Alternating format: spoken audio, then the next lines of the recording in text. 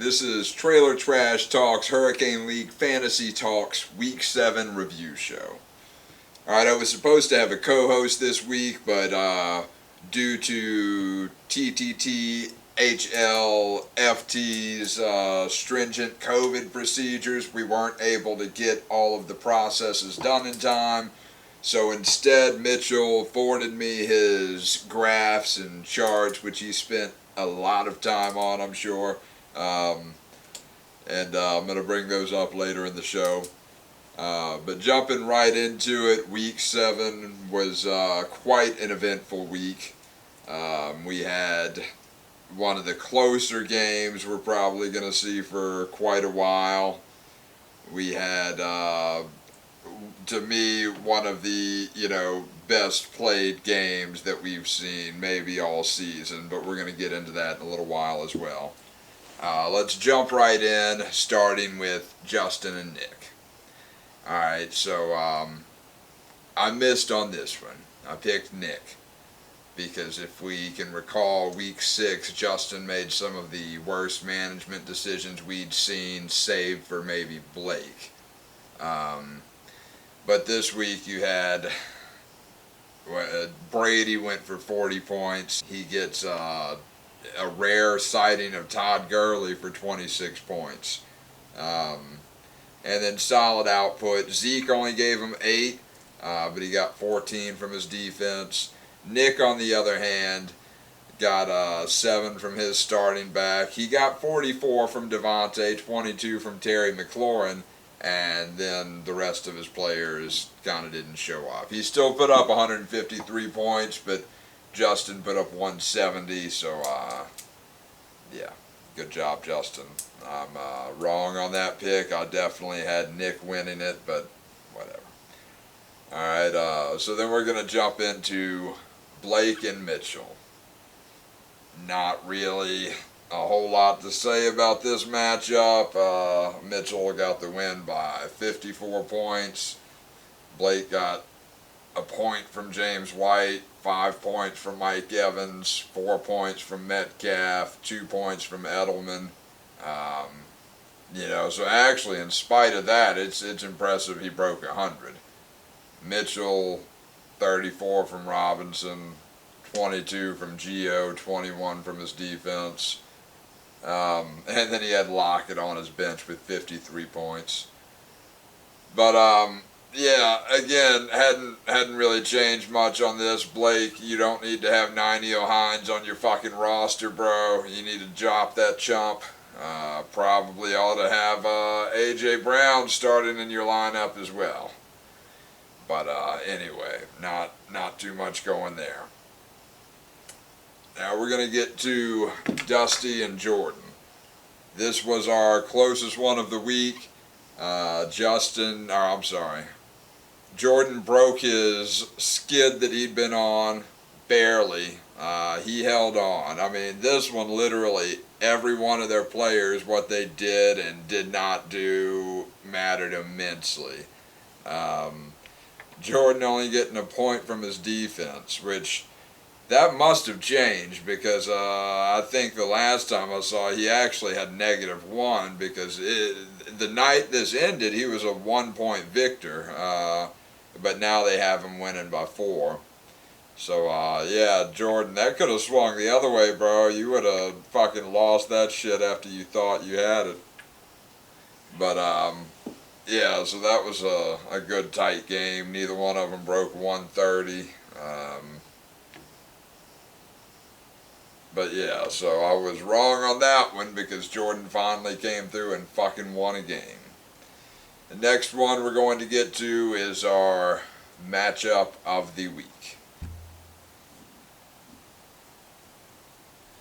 Alright, so as we look at this matchup, an important thing to consider, and I don't think we've really hammered this home enough. My quarterback, running back 1, running back 2, and flex spots were all being filled with members of my team that were not members of the team less than 2 weeks ago. I had Dalvin Cook, Jonathan Taylor were both on their bye. Miles Sanders was injured. And of course, Dak's foot fell the fuck off, so I was still shuffling my quarterback position. Brian, on the other hand, was as close to full strength as he's been, the past several weeks. And let's not forget that he built this up as a, almost guaranteed win, which, I guess by all means it should have been, because my team was so depleted. But I went to the waiver wire and played that waiver wire as well as could have been played, as evident by my 42 points from Justin Herbert, my 20.2 points from Boston Scott, backup running back, my 24.4 points from Jamal Williams, backup running back, and Blake. You have Aaron Jones. How do you not fucking pick up Jamal Williams whenever Aaron Jones is out so you can have a viable running back? And I also started Justin Jackson. He didn't do terrible. He gave me 11.5, but I was hoping for a little bit more. But as you can see here from the green and red numbers in our starting lineups, Moss fucking nailed, most of his matchups. He dug through, and this is on a moment's notice, of course, dug through, got the correct fucking matchup set, and nailed it with 4 waiver wire bombs. Brian, on the other hand, had, look at all the fucking red over there, really highlighted by Chase Claypool's 0.8 points. Now, Brian wasn't going to win this week, but he could have at least made it respectable, by not benching Amari Cooper, putting him in instead of Claypool, bringing it to, within a baker's dozen or so. But, and let's look at the benches real quick, just so you can see, I guess, how great my lineup decisions were. The only one you can say I maybe could have started was Melvin Gordon, but with his, alcohol issues and everything else, I wasn't sure if that would be the right choice. But yeah, this was really just a thorough domination on my part of Brian's shitty team. Even whenever I've got most of my people fucking out, I go and get the fucking victory, So, good job eating another L, Brian. That's 2 in a row for you. But I'm rooting for you, though, Brian. I think you're going to be the best of those fucking shit teams in the bottom of that playoff ranking here at the end of the year. Hopefully I'm wrong and you do make it to the winners bracket here at the end of the year, but I'm not expecting it at this point. Alright, so without further ado, what we're going to do, I'm going to put up some charts that Mitchell sent over, and then we're going to jump right into the final power rankings.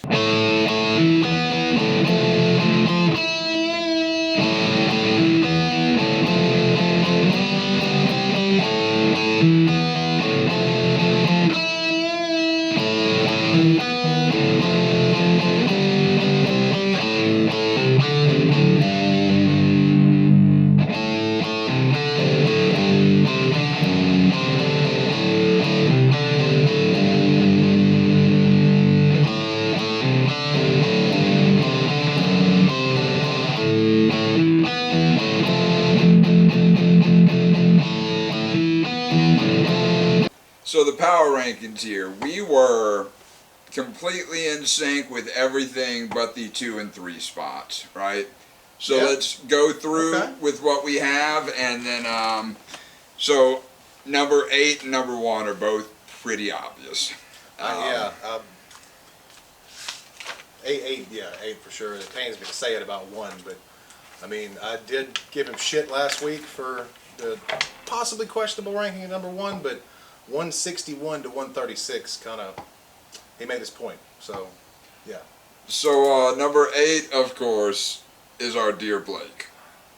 Again, no hate. Like, we want to see you do better. Oh, we would love to, but this one, we don't even have to really jump into anything. The standings pretty much speak for themselves. The lone 2 and 5 team.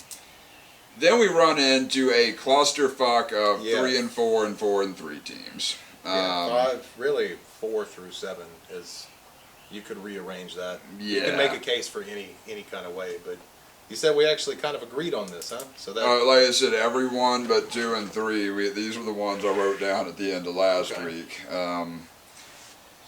So, number 7, we have Nick. Again, I don't think there's. 5, I believe. Yeah, I don't think there's a whole lot to go into on that one. I mean, injuries, and then just some bad matchups, bad luck. I still think going the wrong direction. Still think it's possible for Nick to turn it around, but because again, he's 3 and 4. He's 2 games out of first. So it's still possible to turn it around. Number 6 would be Jordan. Again, I mean, you're 2 weeks removed from number 8, so you've climbed from last week with the gone 1 up each week. There. Finally pulled a dub. He'd had 2 tough losses in a row where he scored put up a lot points. of points in these losses too. I mean, he scored like a combined probably 330 over 2 weeks and took 2 L's. Like I said, I think he can turn it around. He's run into some tough luck as well. Number 5 is the guy he's playing this week in Brian. Yeah, which outside looking in, as we said, Brian's my little trend line analysis there. Brian came out the gate with a lot of points this year and still leads the league in points, regardless of record, his most points. But he's been trending down quite a bit the last couple of weeks, and each week it's coming down. So I think. That's a play that fell from 3 last week. So. Yeah, it sounds right. But And who's he playing again this week? He's playing Jordan this week. Yeah, okay. I think well, we both that's picked going to Jordan. say a lot. I can see so Brian, did we pick Brian to win? No, we actually both picked Jordan to win this week. Okay. Well. So one of the things I like to do when I'm looking at my season-long rankings, though, I liked your analysis and your charts. One of the things I kind of disagreed with is judging off of the season points total and off of the rolling 3-week average, and let me tell you why. The rolling 3-week average, the season points total, they don't accommodate or account for bye weeks because you can have injuries or bye weeks that completely wreck a week. They also don't account for these aberrant where you put up, like Brian did, 209 points in 1 week, and then that outlier, that's not a true picture. You take away that week, you bring his performance back down, then. So I like to not look at the lowest or highest point total for said team for that season, because those could both be, explained away by in-game injuries, bye week issues, anything like that, or just a player vastly over or underperforming, which happens sometimes, but you can't really call that if they, if something happens, it's out of your. So I don't like to look at the highest or lowest total. So that's how I see Brian at 5. Does he have a great point total for the year? Sure. But if you take away, say, 50 points from week whatever when he scored those 200 and bring it back to, if you take out that 1 week, it's not as impressive, I can't disagree with throwing out the outliers there, but I think at least looking at the last couple weeks versus the whole, which way are you trending, and then what's more useful was the graph showing it, and how we talked about, I think before we went live, that Justin's squad can be, we'll get to that, can be the most dangerous with his graph looking like a sawtooth there. Yeah, but finding points like he could do this week against you, as history has proven. So I guess we'll get right into number 4 then with Justin. As Mitchell said, he has a potentially dangerous team if he can get out of his own way and put up more than 96 points in a given week while leaving 100 on his bench. It's good for him that he's got that much production available. He's just got to figure out the right way to plug it in, and that's where he'll end up shooting himself in the foot or not waking up for kickoff kind of thing. And I don't really think there's even much more to say than that. I mean, so we'll jump right into. All right, so 2 and 3. You had Dustin at 3. Disagreement here, and that was again based a lot off of your 3-week rolling average and your season long. and I have you at 3. Now the difference between you two and season-long points is like 40 points. Yeah. So Which to isn't me, much over that's 7 wins. that's really negligible to So me. our average then was very very close. The total average. And Dustin had a tough week last week, but again, if you want to look at your season-long chart, he's a solid, constant producer. Yeah, I mean, his floor is very high. I mean, the two of you really could have gone either way. That's your show, so yeah. Still jumped, I think, from at least 1, maybe 2 spots from last week. Yeah, I mean, I think you moved from 5 to 4. Yeah, you've been on a solid upswing. Ascending, yeah. And like I said, I could have definitely seen Dustin being at 3. This was just again, whenever there's a disagreement on the rankings, because when we have a guest, that makes the panel an even number. The director does make the call. It's not up to us, it's the director. And the director's choice was Mitchell at 3, Dustin at 2. And then, again, me at 1. And I know, some of these metrics I understand. Maybe I don't lead in points. I had a couple of rough weeks with injuries. It's only 1 game, though. And I'd like to point out, again, I know I brought this up earlier in the recording, but my performance in week 7 of putting up 160 points, getting the victory, while having to fill in with 4 waiver wire scrubs that were not on my team 2 weeks ago. I mean, I just don't. You earned it this week. You earned the top of it this week.